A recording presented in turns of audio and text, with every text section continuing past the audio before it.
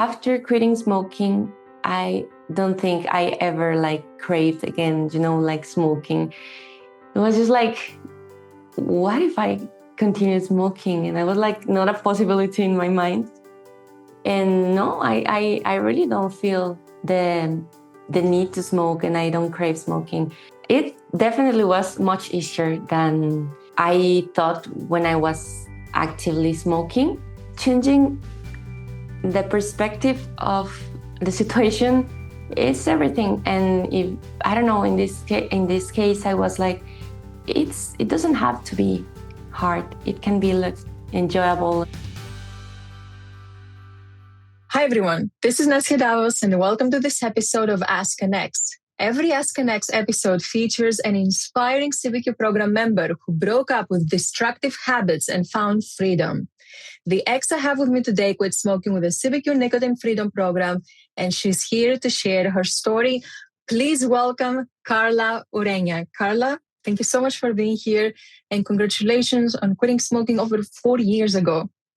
I know, it's been a long time. Thank you, Nasia. Your CBQ method really inspired me. I know, and you had great success, and I cannot wait to learn more about your personal journey and your individual experience, because I have followed your journey over the last 4 years. Can you believe it's been 4 years? No, I can't actually. So long, yeah. Yes. It's like yesterday almost. And you've had a great experience. But first, can you take me back? So how did you start smoking? How long did you smoke for? Why did you want to quit? Yeah. Well, I was remembering this morning when I started smoking, which was a long time ago. I started when I was 13 years old, almost 14 maybe. I was in high school. And yeah, it was just out of curiosity that I started.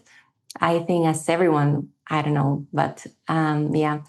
And the first time I actually quit smoking was when I was around maybe 22, 23 years old. And I stopped smoking for a year. But I think it was the same reason I started again. And it was because back then I had a boyfriend who smoked a lot. So yeah, I was like, yeah, maybe one cigarette, why not? And then I soon just found out that I was hooked again with the smoking habit. And yeah, after that, I think I quit smoking again. It was for longer. I think it was maybe 5 years, something like that. But then I started smoking again, and I quit. I quit maybe for a year also, and then started again. And so it was on and off. So yeah, but this has been the longest time that I've quitted, and I'm gonna keep on like that, because it's just, I don't know, I think right now in my life I have another mindset that wouldn't lead me back to that spot, of start smoking again. I see. Yeah. So you have been actively trying to quit for a long time. Yeah, right? yeah. So that's something you've been really wanting, and you've had those attempts. And I wanted to ask what is different this time? And you said you have a different mindset. In what way do you feel your mindset is different that will basically allow you to protect your freedom and not go back to the smoking habit? Yeah. Well, first of all, I right now my mindset is very focused on health and healthy habits. And yeah, I think, I don't know, if we're not healthy, it's like we have nothing, and it's hard to do anything. It's so, yeah, that. And also for me, it's always been very important but right now it's very clear that freedom is like, like the most important thing.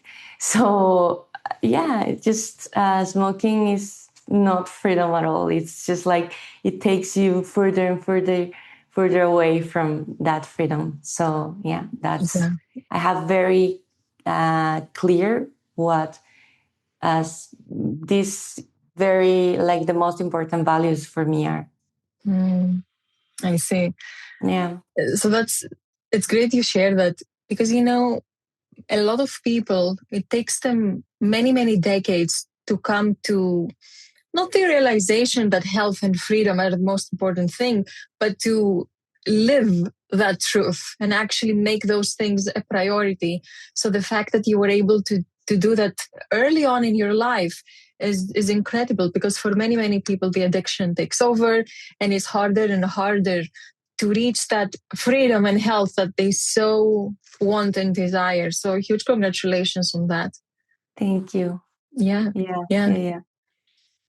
So why, if you can remember, because I know it's been a while, what made you want to try the CBQ program? What made you think, oh, this could be the thing for me? Yeah. Well, after started smoking like again like so many times, I was like, okay, why not? Like I'm gonna give this a try. And I don't know, I just have this feeling that I don't know. When I saw you like the first video, maybe um the free video, I was like very, I don't know, I felt like connected to you. So yeah, I really wanted to try a new thing, and I was like, yeah, why not? So I've tried so many things. So yeah, and yeah, that was it. That was it. Yeah. Yeah, yeah. And also something that was very relevant for me is that you mentioned this with this graphic, like the identity that we have and the relation we have with ourselves. And that for me was like really, really important, because this is what I see in many friends that smoke, that they identify like their core self with being a smoker. And I was like, I'm not that, like I'm not even many adjectives I add to myself. So just, yeah, that's what it, like led me to start that. I see. Yeah. So stepping into a new identity, and also realizing, because one of the key things that I'm teaching is that we were all born as non-smokers. Of course. Smoking is something we do. It's not who we are. So when we identify with something, it becomes a prison that keeps us trapped. But when we realize and connect that our identity is someone who is free from nicotine, free from addiction, then that gives us a lot of power and freedom. So yeah, that's a great point. Yeah, it gives us our power back. Exactly. Yeah. Our power back. Because smoking is taking our power, and we reclaim it. Yeah, very well said. Yeah. So as you were going through the program, I mean, looking back now, what would you say was a lesson or a difference that made a difference for you in being able to quit? I think the most important thing was this that I just said, like learning what I was like in like the core of Karla in that moment of my identity, and also what I wanted to be, and what I wanted to become. And definitely smoking wasn't a part of it, and it was just like holding me back from becoming I don't know, like I really didn't have in mind like exactly who I wanted to be, or even now, but like just giving freedom to myself to become freer and whatever like evolution would take me to, would lead me to. But I'm sure like there wasn't a space for smoking there. I see. Okay, so everything towards you just becoming the next best version of yourself. Yeah, exactly. Yeah. And it helped me a lot that the way, sorry that I interrupted you, the way that you explained it, like what are the like layers of the our identity. And that's something that I was like, oh, okay, then like to like kind of analyze my behavior. Yeah, that's one of my favorite lessons in the program. The structure of personality. Yeah. And one of the things you shared, because we've been corresponding over the years, you said that the program helped you quit and understand many things about, you said, my behavior, my thoughts, my emotions, and my personality. So you were referring to this lesson with a personality structure. Yeah. So that's great. And after quitting smoking, how did life change? What surprised you about your freedom? What happened next? Yeah, I as I told you in one of our recent emails, I just discovered like, I knew this, that because sometimes I had this idea that at this point life is going to be solved out and everything's going to just like work out. And like as you're older and older, you realize life is going to be challenging, like probably all the time, but that's okay. And the most important thing is for me right now, the foundations you have, and not being a smoker is a foundation that is strong, and I can just rely on that being a support for me, because it is like, like a kind of, I don't know, I've run like lately into these videos of an advertisement of a jar of water that says at least I'm hydrated. So it's like kind of the same, like is at least I'm not smoker, and that's a huge thing. Yeah.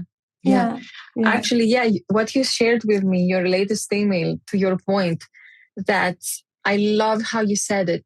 You said life's challenging, but not smoke it makes it instantly better.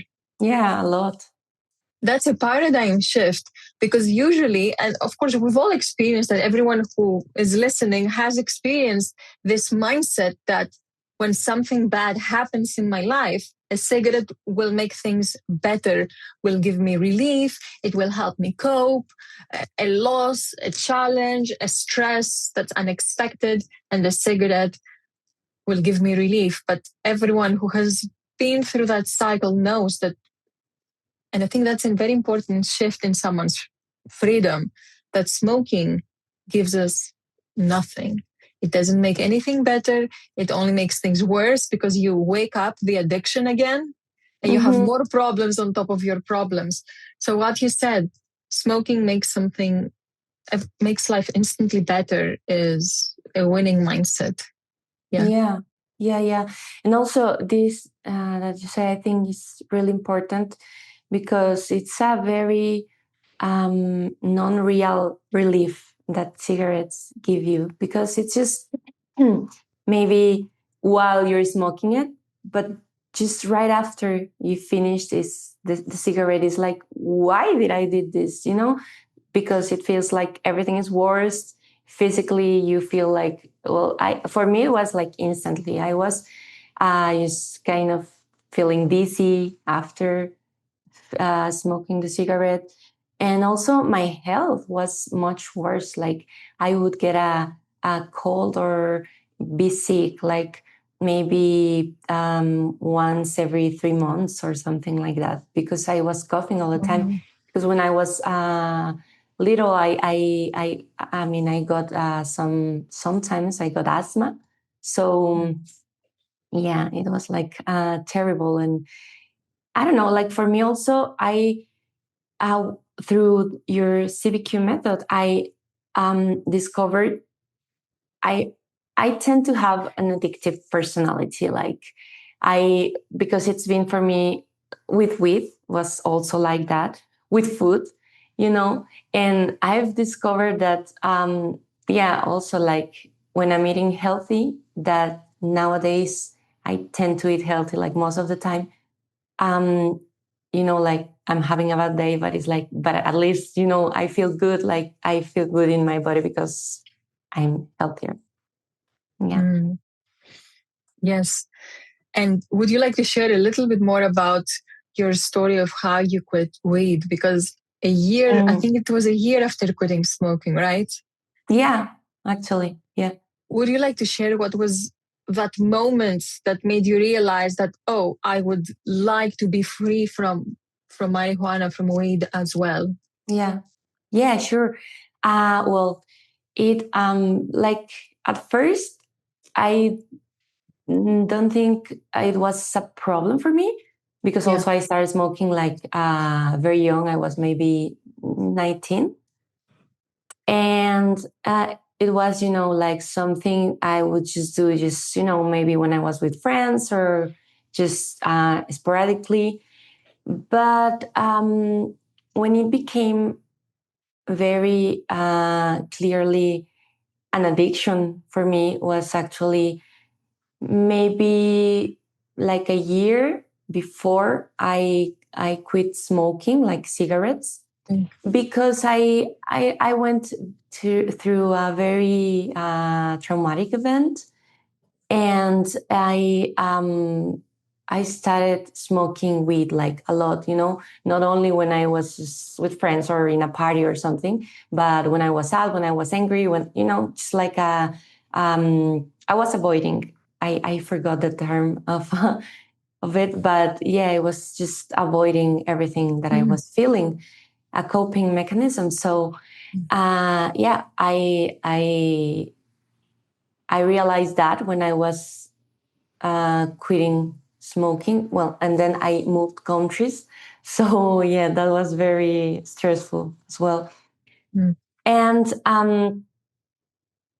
once I quit smoking like for good 4 years ago, I realized also um, it was going to be very hard for me to stay away from cigarettes if I continued with, because it was not only was an addiction for itself, but also, I don't know, I didn't know how in my subconscious it worked, like, because it was smoke, like, and maybe if I had never stopped smoking weed, at some point I would have smoked cigarettes as well. Mm. So yeah, I decided just this has to stop.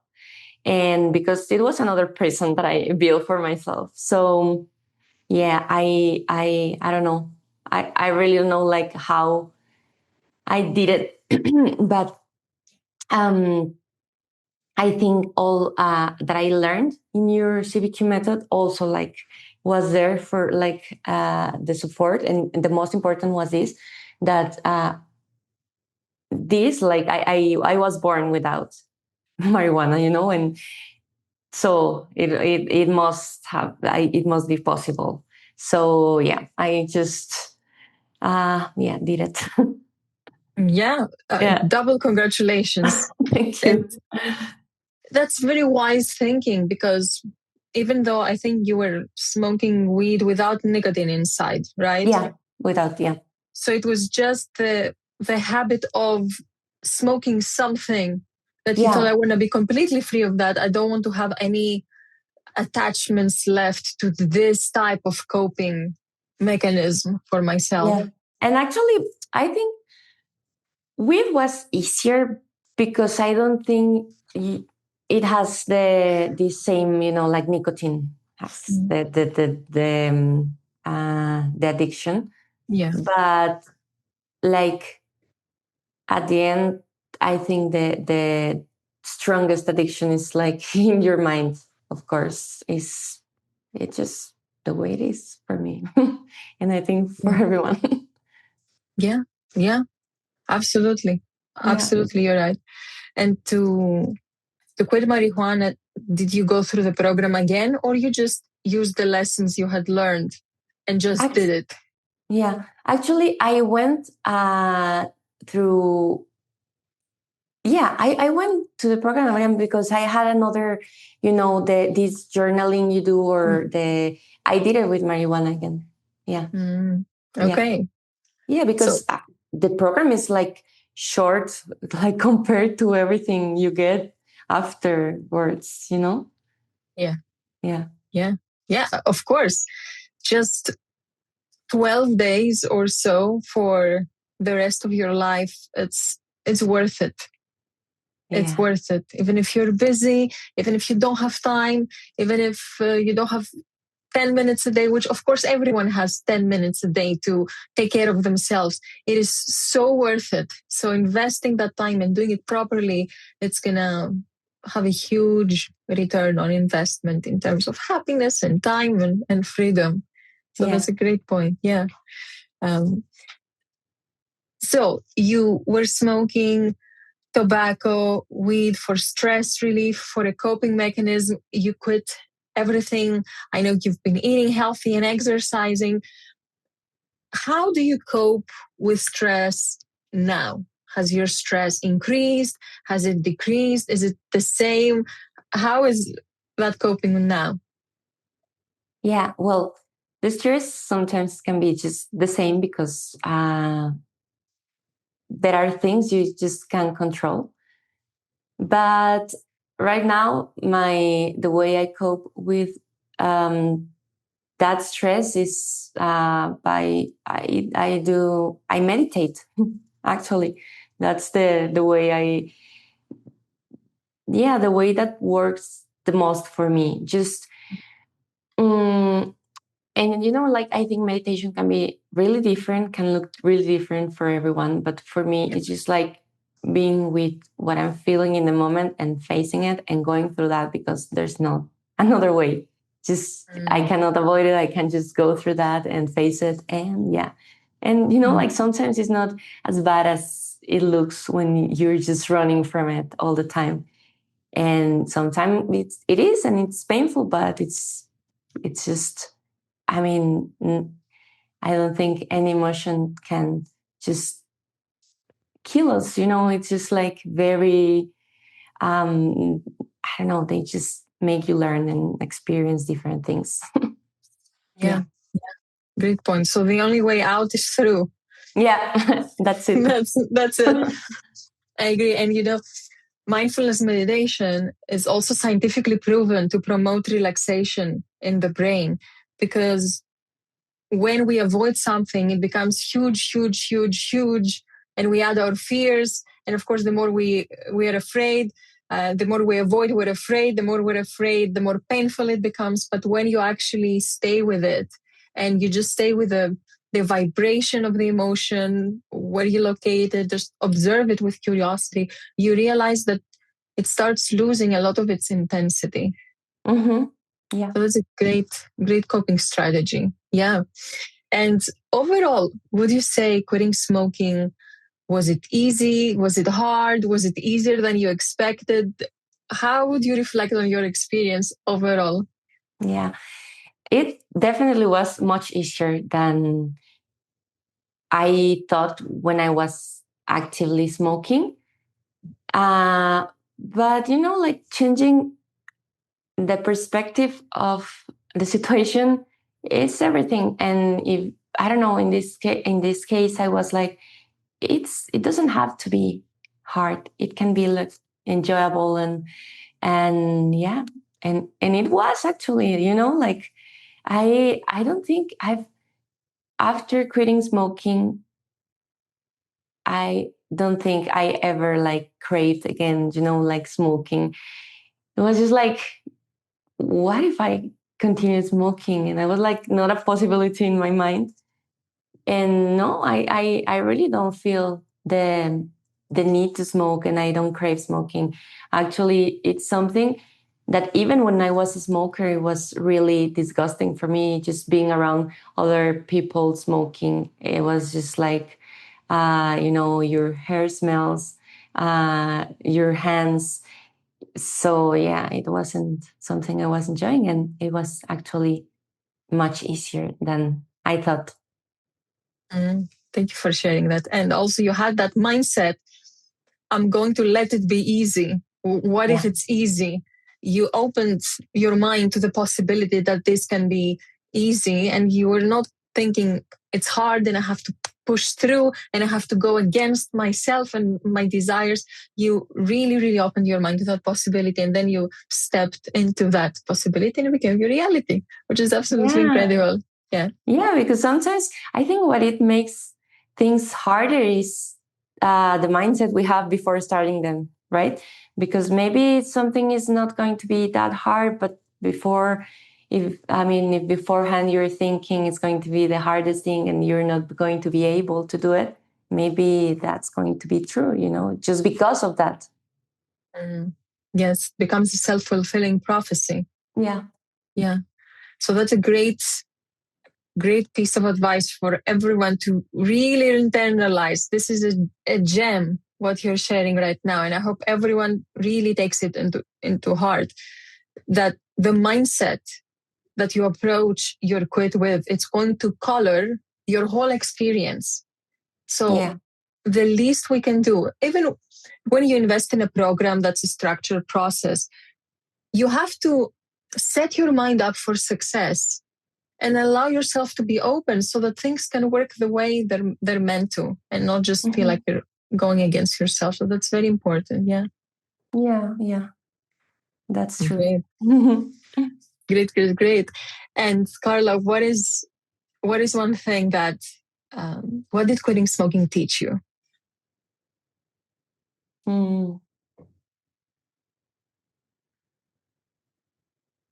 I don't know. It taught me so many things, but one of the things I think actually what we just were talking about, that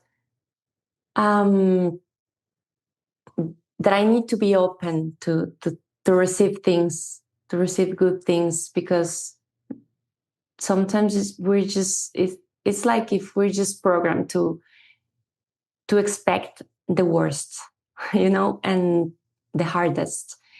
And I think being open to to good results, and to having just more and having the best outcome is not something we're, and at least not all of us, like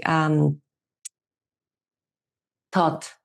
So yeah, that's what quitting smoking taught me. Yeah.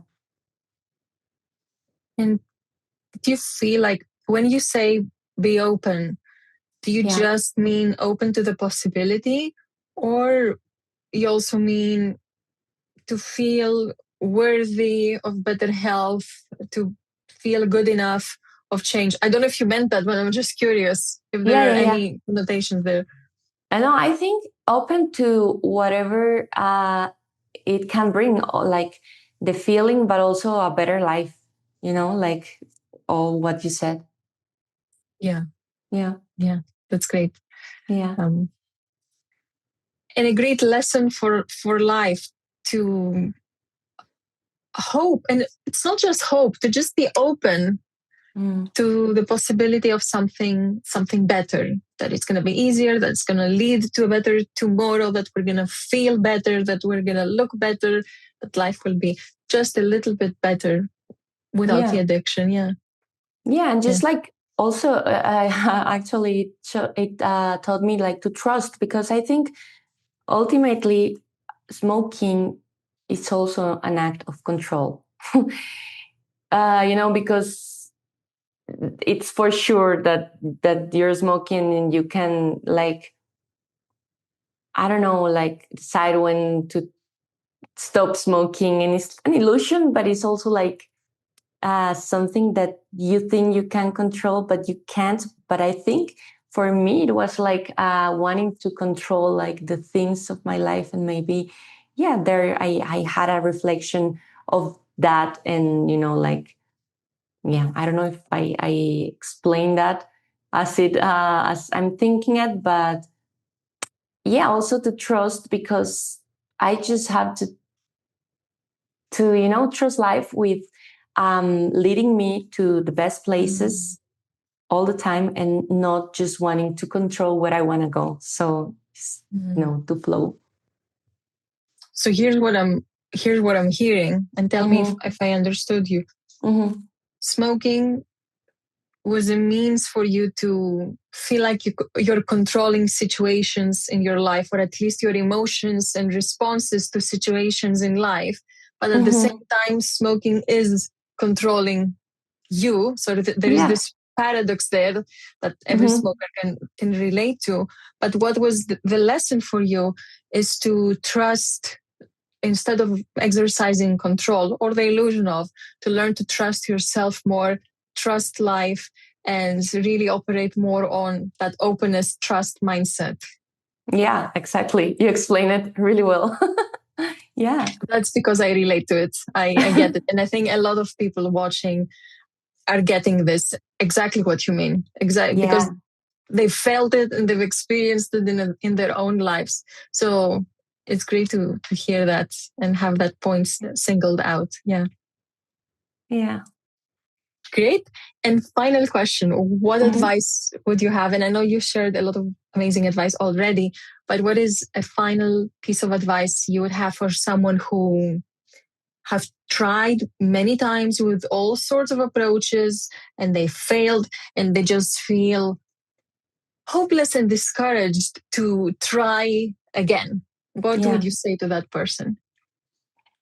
The first thing I would say, and I really mean it, is not to judge themselves, because we are allowed to just fail and just try as many times as is necessary. Always having in mind that it's possible. Like, if we were born without smoking, we can, like, be back to that state again. And it is possible. It's much easier than we think. And it's just a matter of time. And I think really, like, CBQ method is a really good approach to getting to that free smoke spot. Thank you. Yeah. Thank you for sharing that. And thank you for your advice, Karla. Thank you so much for sharing your experience, your journey, what made a difference for you, your insights. I know that what you shared will help many, many people watching this, help them take the next step, protect their freedom, get back on track. So incredibly valuable. Thank you so very much for taking the time to share your story. Thank you, Nasia. Thank you very much. Of course. And to everyone watching, please leave a comment below and let Karla and I know what you're taking away from her journey that can help you in yours. We're looking forward to reading your comments. Thank you all so much for being here, and I'll see you next time.